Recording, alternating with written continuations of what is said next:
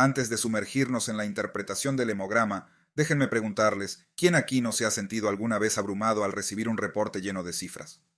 Quizás recuerden la frase de Albert Einstein: todo debe hacerse tan simple como sea posible, pero no más simple. El hemograma es precisamente eso, un examen básico que, bien interpretado, puede revelarnos diagnósticos complejos. ¿Por qué el hemograma es esencial? El hemograma es la piedra angular de la evaluación clínica. Nos da un vistazo al estado interno del paciente sin invadir más allá de lo necesario. La doctora Mónica Torrens menciona en su revisión de 2015 que es un examen accesible y de gran valor para la práctica médica. Cuando inicié mi residencia, mi tutor solía decir que el hemograma era como leer un libro abierto sobre el paciente, siempre que supieras cómo interpretarlo, y creo que esa metáfora sigue siendo válida. Como siempre, soy el doctor Castro del Grupo Ángeles. Evolución e importancia. Antes, el análisis se basaba en métodos manuales como los índices de Winthrop. Hoy, los autoanalizadores nos ofrecen precisión y velocidad. Nuevos parámetros como la amplitud de distribución eritrocitaria, RDW, y plaquetaria, PDW, amplían nuestras herramientas diagnósticas. ¿Cuántos de ustedes han utilizado RDW para diferenciar anemias ferropénicas de talasemias? Componentes básicos del hemograma. Empezamos con los leucocitos, soldados en la primera línea de defensa. Luego seguimos con los eritrocitos, transportadores de oxígeno. Y por último las plaquetas, mediadoras de la coagulación. Siempre comparo los leucocitos con un ejército disciplinado. Cada tipo tiene un papel específico. ¿Qué pasa si el general neutrófilo decide ausentarse en una infección bacteriana? El caos clínico. Para desmenuzar el reporte de la hematología completa, iniciaremos con los eritrocitos que tienen varios índices que son el volumen corpuscular medio, VCM, que indica el tamaño promedio de los eritrocitos. La hemoglobina corpuscular media, HCM, que representa la carga promedio de hemoglobina, y por último el CHCM o concentración dentro de cada eritrocito. Un VCM bajo grita anemia microcítica. Pero recuerden, siempre miren la ferritina antes de etiquetar al paciente con ferropenia. Un colega mío diagnosticó talasemia por error, porque no indagó más allá del tamaño celular. Clasificación de las anemias. Microcítica se refiere a eritrocitos hipocrómicos e hipomicrocíticos, como los que se ven en anemias nutricionales o por deficiencia de hierro o las talasemias. Se manifiestan por un USM bajo. En cambio, la anemia normocítica se presenta en enfermedades crónicas, con un USM normal. Por último, en la anemia macrocítica, con la presente en deficiencia de vitamina B12 o folatos. USM elevado. El hemograma no solo nos da pistas, nos invita a hacer las preguntas correctas. Si observan una anemia macrocítica, pregunten: ¿es déficit de B12? ¿Alcoholismo? ¿Mielodisplasia? Esa curiosidad puede marcar la diferencia. Es como si cada tipo de anemia fuese un idioma distinto. Debemos aprender a escucharlo para entender lo que nos dice el cuerpo. Morfología eritrocitaria y nomenclatura. Imaginemos que estamos viendo a los eritrocitos bajo el microscopio. Cada forma nos cuenta una historia distinta, casi como leer las hojas de té en una taza, pero aquí no hay adivinanzas, hay ciencia. Acanocitos, espinosos como pequeñas espuelas, pueden indicar hepatopatías severas o abetalipoproteinemia. Codocitos, target cells, típicos de la hepatopatía obstructiva o talasemias. Dacriocitos, lágrima, una lágrima de médula agotada, mielofibrosis o anemias megaloblásticas. Recuerdo un paciente con anemia hemolítica severa. Al ver queratocitos en su frotis, supimos que estábamos lidiando con un caso de síndrome urémico hemolítico.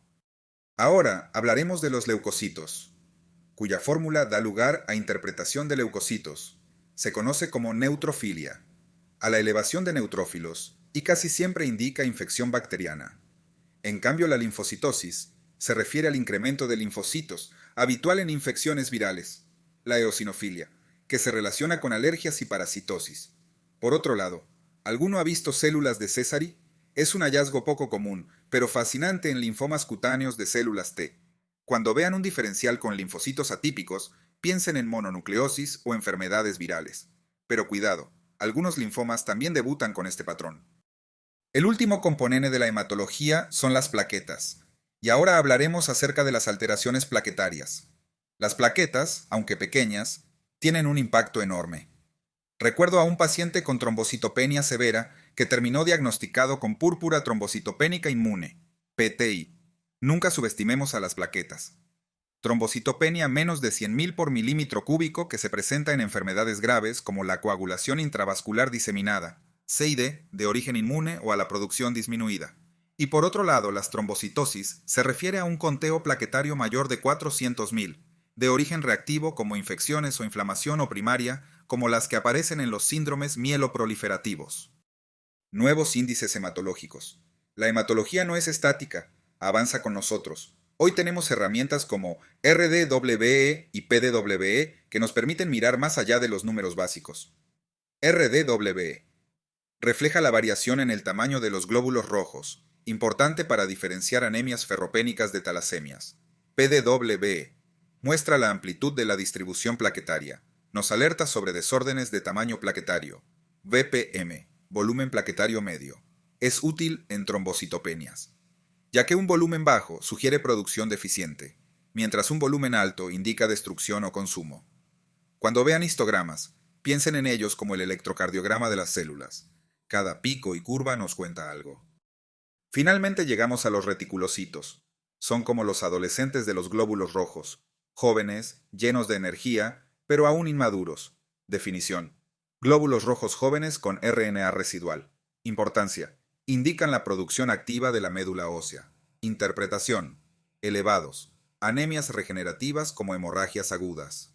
Bajos, anemias regenerativas como aplasias medulares. Un conteo bajo de reticulocitos es como una fábrica que ha detenido su producción.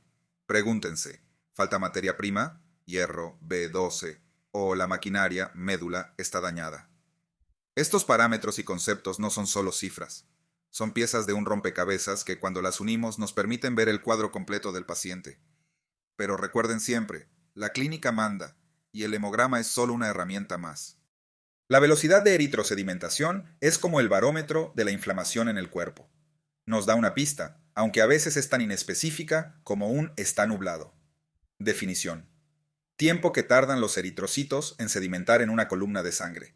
Un parámetro sencillo de medir, pero que puede decirnos mucho o casi nada. Interpretación: valores elevados por arriba de 100 milímetros por hora tienen más peso diagnóstico, por ejemplo. Arteritis de células gigantes. Infecciones severas. Tumores sólidos o linfomas. Un indicador inespecífico, pero útil cuando lo combinamos con otros datos clínicos. Si lo vemos aislado, podría llevarnos a conclusiones erróneas. Imaginemos que la velocidad de sedimentación es como un grito de auxilio del sistema inmune. Puede ser un grito claro, como en la arteritis temporal, o uno confuso, como en una anemia crónica. El hemograma no solo nos habla del paciente, sino también de su tratamiento. Es como una bitácora que refleja el impacto de los medicamentos. Por ejemplo, el uso de esteroides incrementa los leucocitos, principalmente neutrófilos. También disminuyen los eosinófilos.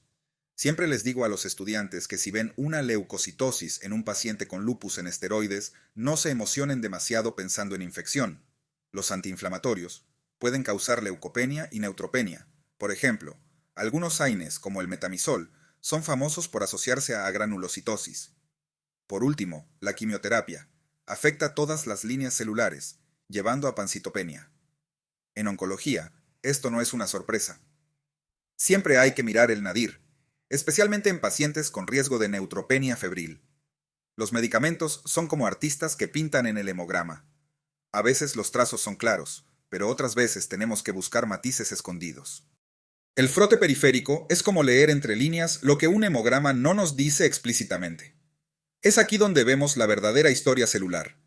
Detecta alteraciones morfológicas no identificadas por autoanalizadores. En un paciente con anemia microcítica, ¿cómo diferenciar entre una talasemia y una deficiencia de hierro sin observar la morfología de los eritrocitos? Es realizado por especialistas en hematología. Complementa los resultados automáticos con interpretación morfológica. Una vez, un paciente con fiebre y pancitopenia resultó tener blastos en el frotis que el analizador automático pasó por alto. Era leucemia aguda. En otras palabras, el frotis es como una lupa, amplifica los detalles y revela la esencia de las células que circulan en sangre.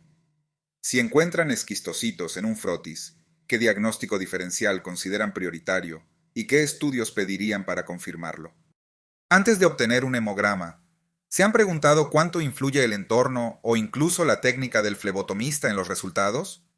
Aquí es donde la fase preanalítica tiene su protagonismo. Los errores más frecuentes son muestras diluidas, que es un error común por anticoagulante excesivo o mala técnica, lo que afecta a todos los recuentos celulares. Un error así puede llevarnos a tratar una anemia inexistente. Imagínense el impacto en un paciente oncológico.